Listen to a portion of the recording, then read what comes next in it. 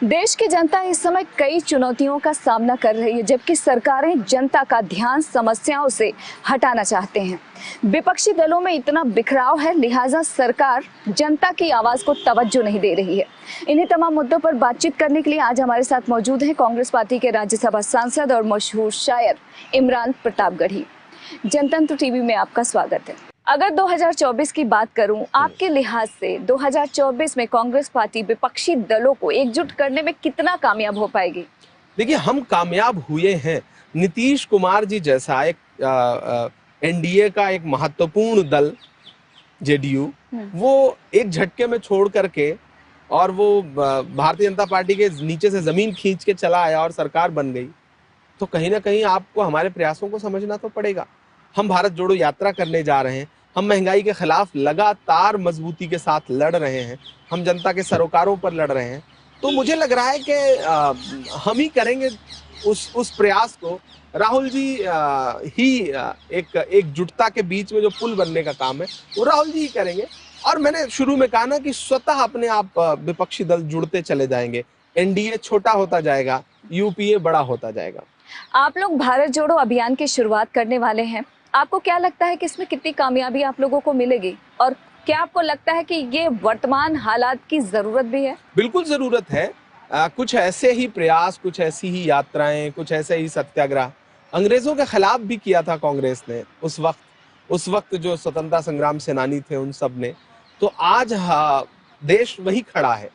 देश उसी मकाम पे खड़ा है कि चारों तरफ नफरत ही नफरत मौजूदा सरकारी साजिश के तहत फैलाई गई, लोगों को बांटा गया, लोगों को तोड़ा गया। ऐसे में कांग्रेस एक प्रयास कर रही है कि देश को जोड़ने का, भारत को जोड़ने का, और उसके लिए हमारे नेता इतनी लंबी यात्रा पर निकल रहे हैं। और मुझे पूरा विश्वास है कि जब यात्रा 5 महीने में खत्म होती हुई दिखेगी आपको, तो आपको देश का माहौल पूरी तरह से बदला हुआ दिखेगा। हम जोड़ने का काम करते हैं। हमारा काम है जनता को, देश को, समाज को, वर्गों को जोड़ना। भारतीय जनता पार्टी का काम है तोड़ना। तोड़ने की राजनीति उन्होंने कर ली, 2 बार सत्ता हासिल कर ली। काठ की हांडी बार बार नहीं चढ़ेगी। प्रधानमंत्री ने देशवासियों से अपील किया हर घर तिरंगा अभियान से जुड़ने के लिए, लेकिन कांग्रेस जिस तरीके से कुछ चीजों को लेकर आपत्ति कर रही है, सबसे पहले तो आप लोगों की आपत्ति है किस चीज को लेकर? नहीं, हम तिरंगे पर आपत्ति हमारी, हमने इस देश को तिरंगा दिया है, हम कैसे आपत्ति कर सकते हैं? ये आरोप भाजपा का है। भाजपा को आरोप आरएसएस पे लगाना चाहिए। उनकी बात ही नहीं मान रही है। हम तो बहुत कई दिन से डीपी देख सर्च कर रहे हैं कि आरएसएस की डीपी दिख जाए तिरंगे की, नहीं दिख रही है। प्रधानमंत्री जी का रत्ती पर भी सम्मान नहीं करता आरएसएस। भारतीय जनता पार्टी का मातृ संगठन कुछ समझता ही नहीं प्रधानमंत्री जी को। उनके कहने पे तिरंगा ही नहीं बदल रहे हैं अपनी डीपी में। कांग्रेस पार्टी ने तो, राहुल जी ने अपनी डीपी बदली, पंडित जवाहरलाल नेहरू जी के हाथ में तिरंगा। आज सारे कांग्रेसियों की आप डीपी उठा के देख लीजिए, तिरंगा ही तिरंगा है।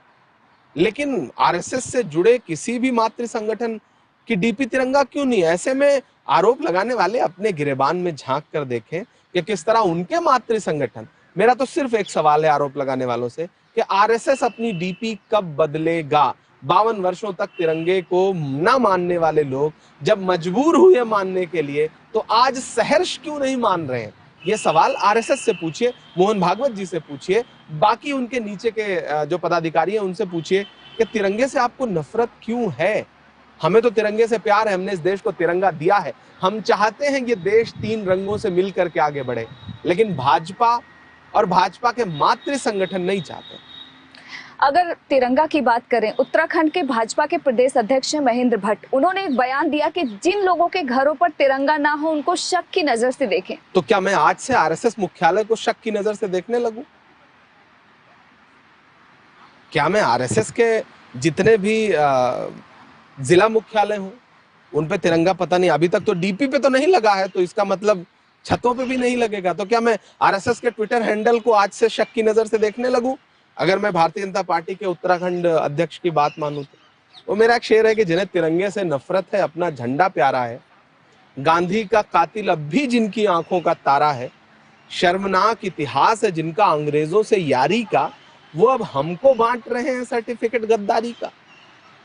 तो क्या आपको लगता है कि वर्तमान में जिस तरीके से तिरंगे को लेकर राजनीति हो रही है, ये जायज है या नाजायज? मुझे शर्म आ रही है मौजूदा सरकार पर कि वो तिरंगे पर भी राजनीति कर रही है। कम से कम तिरंगे को तो राजनीति से छोड़ दो आप, तिरंगे को तो राजनीति का मुद्दा मत बनाओ। क्यों बना रहे?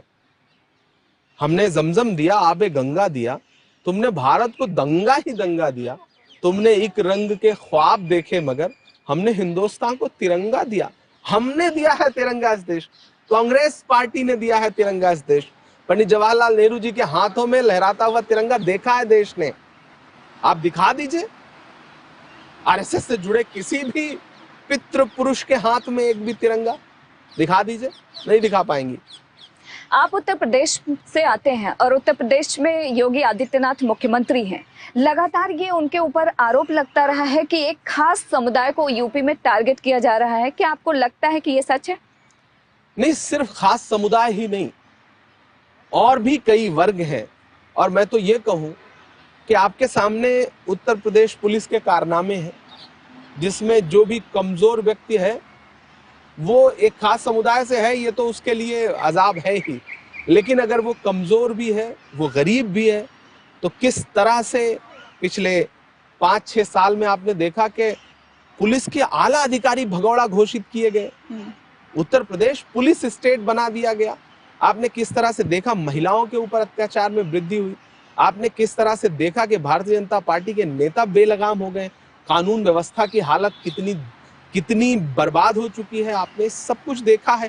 ऐसे में जो भी आरोप लग रहे हैं, उन आरोपों पे अब बार बार पुष्टि करवाने की जरूरत नहीं है, वो आपको सब दिखाई पड़ रहे हैं। वर्तमान में जो हालात चल रहे हैं देश के और देशवासियों के, इनके ऊपर यदि आपकी 4 लाइन शायरी हो जाए तो जनता को और भी अच्छा लगेगा। नहीं, मैं सच बताऊं ये कि मैं शायर हूं बड़े नाजुक एहसासों का। जो माहौल बना के रख दिया गया है इस वक्त देश में, कभी कभी मैं खुद सोचता हूं कि किसी भी रचनात्मक चीज के लिए देश में कोई जगह ही नहीं छोड़ी है भारतीय जनता पार्टी की सरकार ने। एक दो जख्म नहीं, सारा बदन है छलनी, दर्द बेचारा परेशान है कहां से उठे। हम शाम में किसी एक घटना का मातम करते रहे होते हैं और अगली सुबह कहीं कोई और एक घटना घटी होती है। हम उस घटना पे कुछ लिखने और रचने के लिए सोचते हैं, अगले 4 घंटे बाद देश फिर किसी और संकट से जूझ रहा होता है। हम सीमाओं पर चीन के अतिक्रमण की बात करें, या कश्मीर में शहीद होते हुए अपने जवानों का मातम करें, या फिर हम उससे आगे बढ़े तो महंगाई के नाम पर देश को लूटते हुए कॉरपोरेट घरानों को देखें, या फिर करोड़ों करोड़ लाखों करोड़ रुपए उद्योगपतियों का माफ करती हुई बेशर्म सरकार को देखें। और तुर्रा ये है कि पूरी बेशर्मी के साथ पार्टी के बड़े बड़े नेता, वित्त मंत्री जी सदन में खड़ी होकर के कह रही हैं कि महंगाई है ही नहीं। जयंत सिन्हा जी खड़े होकर के सदन में कह रहे हैं कि महंगाई है ही नहीं। इससे बड़ा मजाक देश की जनता का और क्या उड़ाया जा सकता है कि जहां डीजल पेट्रोल से लेकर के आटा चावल दाल गैस सिलेंडर, सरिया सीमेंट गिट्टी बालू, बच्चों की स्कूली वैन, किराया, सब कुछ महंगा हो गया। एक भी चीज अगर भारतीय जनता पार्टी गिना दे कि सस्ता हुआ है, भारतीय जनता पार्टी के नेताओं के ईमान के अलावा मुझे नहीं लगता कि देश में कुछ और सस्ता हुआ है। और उस पर तुर्रा यह कि सदन में मजाक उड़ाओ देश की जनता का। प्रधानमंत्री जी कहते थे हम गरीबी हटाएंगे, गरीबों को हटा रहे हैं। अब तो मैं उनसे अलग ऐलान कह रहा हूं कि गरीबी को मिटा देने की बातें सिर्फ बातें हैं। जो खुद दौलत के भूखे हैं, गरीबी क्या मिटाएंगे? गरीबों का लहू तो आपकी कारों का डीजल है। गरीबी मिट गई तो आप क्या रिक्शा चलाएंगे? खुद विमान में उड़ रहे हैं 8500 करोड़ के, जनता के पास चलने के लिए मोटरसाइकिल तक नहीं छोड़ी है। 90 रुपए 95 रुपए 100 रुपए लीटर पेट्रोल भराने लायक नहीं छोड़ा जनता को। और तुर्रा ये है कि देश में महंगाई कहाँ है। ये तो सीधे सीधे देश की जनता का मजाक उड़ाने वाली बात है। 15 अगस्त का मौका है, ऐसे में आखिर में चलते चलते चाहूंगी कि आप देश की जनता को शायराना अंदाज में 15 अगस्त की बधाई या कोई संदेश देना चाहें। नहीं, देखिए, हम तो हर मंच पर खड़े होकर के जहां भी हमारे पास जो भी प्लेटफॉर्म मुहैया है, हम तो तिरंगे को सलामी देते हैं और तिरंगे की बुलंदी की दुआएं करते रहते हैं। और हर मंच पर ये गुनगुनाते रहते हैं कि मेरा मस्कन मेरी जन्नत को सलामत रखना, मेरा मस्कन मेरी जन्नत को सलामत रखना, मेरे मौला मेरे भारत को सलामत रखना। मैं तो मुल्क की सलामती की हर लम्हा दुआ करता रहता हूँ और लोगों से ये कहता रहता हूँ कि तूने नफरत का जो बाजार सजाया हुआ है, तू ये कहता है मुसलमान पर आया हुआ है, आजा दिल चीर के दिखलाऊं वतन का नक्शा, मेरा भारत मेरी सांसों में समाया हुआ है। ऐसी रूहानी मोहब्बत को सलामत रखना मेरे मौला, मेरे भारत को सलामत रखना। हम लगातार देश की खुशहाली, उसकी बेहतरी, उसकी बुलंदी की दुआएं करते रहते हैं और सड़क पर उतर करके लड़ते भी रहते हैं इस मौजूदा सरकार से कि वो देश को और ना बेच सके, देश के संसाधनों पर रहम खाए, देश के सरकारी संसाधनों पर रहम खाए, उसे उद्योगपतियों को न सौंप दे। क्योंकि मुझे ये बात हमेशा, मैं अपने बड़े राजनीतिक मित्रों से बहस में भी ये बात कहता हूं कि जिस दिन देश हमारे हाथ आएगा तब तक इस देश में कुछ बचेगा नहीं, ये तब तक शायद सब कुछ बेच चुके होंगे, फिर देश सुधारने में कई कई वर्ष लग जाएंगे। तो ऐसे में देश को लेकर के एक पीड़ा होती है, एक चिंता रहती है कि मेरा हिंदुस्तान जो है वो खुश रहे, खुशहाली रहे। इस देश को हमने 1947 में जब हासिल किया था तो हमें पता है कि पंडित जवाहरलाल नेहरू जी को कितनी चुनौतियों का सामना करना पड़ा, देश को कहां से निकाल करके कहां तक पहुंचाया, और फिर एक दिन नफरत का माया जाल फैला करके किस तरह नरेंद्र मोदी जी ने देश को अपने हाथ में लिया। और तब से स्थिति यह है कि रेलवे से लेकर के एयरपोर्ट से लेकर के क्या नहीं बेच डाला, और सिर्फ उद्योगपतियों की सरकार बन के रह गई है। ऐसे में जनता खतरे में है, देश की अस्मिता खतरे में है। मैं सरकार से गुजारिश करूंगा कि कम से कम अब तो देश को बख्श दें, बेचना बंद करें। आपने हमें समय दिया, उसके लिए आपका बहुत बहुत शुक्रिया। धन्यवाद, थैंक यू। तो आप सुन रहे थे कांग्रेस के राज्यसभा सांसद इमरान प्रतापगढ़ी जी को, जिन्होंने तमाम सवालों के जवाब बड़े ही बेबाकी के साथ दिए। फिलहाल आप हमें और हमारी टीम को इजाजत दीजिए और देखते रहिए जनतंत्र टीवी।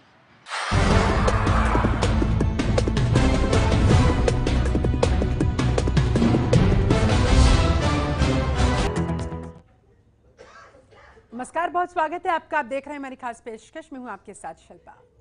जी हां, पूरा देश 2 दिन पहले से ही आजादी के जश्न में डूब गया है। पूरे देश में जहां भी नजर